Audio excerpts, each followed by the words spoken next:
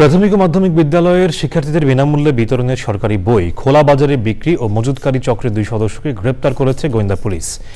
বিশেষ অভিযানে রাজধানীর বাংলা বাজারের ইস্পাহানি গলির বইয়ের একটি গোডাউন থেকে 2 ট্রাক ভর্তি বই জব্দ করা হয়েছে। চক্রটির সাথে জাতীয় শিক্ষাক্রম ও পাঠ্যপুস্তক বোর্ড এবং মাধ্যমিক ও উচ্চ মাধ্যমিক শিক্ষা বোর্ডের কেউ জড়িত রয়েছে কিনা তা খতিয়ে দেখছে ডিবি। শহীদুল্লাহ রাজুর রিপোর্টে দেখুন বিস্তারিত।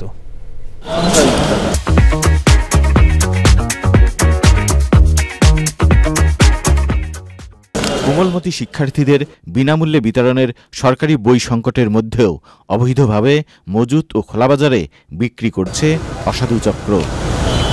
গোয়েন্দা তথ্যের ভিত্তিতে সরকারিভাবে বিক্রয় নিষিদ্ধ এসব বই বিক্রি ও মজুতকারী চক্রের 2 সদস্যকে গ্রেপ্তার করেছে গোয়েন্দা পুলিশ।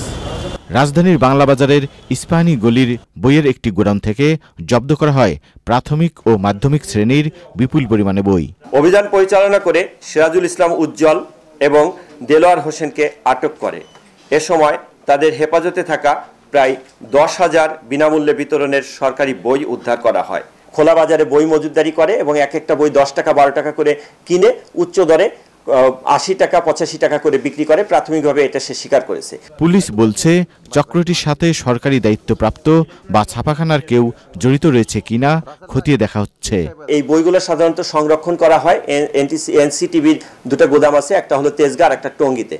যদি কোনো বই থাকে সেই ক্ষেত্রে সেখানে সংরক্ষণ করা হয়, এর বাইরে সংরক্ষণের কোনো সুযোগ নেই। কারা কারা এই ধরনের কার্যক্রম করে আমরা কিছু নাম পেয়েছি এবং বিতরণের ক্ষেত্রে পরিবহনের ক্ষেত্রে কারা এই অনিয়মের সাথে সংশ্লিষ্টতা আছে তাদেরও কিছু নাম পেয়েছি। তাদেরকে আইনের আওতায় আনার বিষয়টা আমাদের প্রক্রিয়াধীন রয়েছে। রাজধানীর নীলক্ষেতে বিভিন্ন বইয়ের দোকানে বিনামূল্যে বিতরণের বই বিক্রি প্রসঙ্গে তিনি বলেন, সেখানেও গোয়েন্দা নজরদারি চলছে। চক্রের অন্যতম হোতা গ্রেপ্তার সিরাজুল 10 বছর আগেও একই অভিযোগে গ্রেপ্তার করে আইনশৃঙ্খলা রক্ষাকারী বাহিনী। Shahidullah Raju, channel I, Dhaka.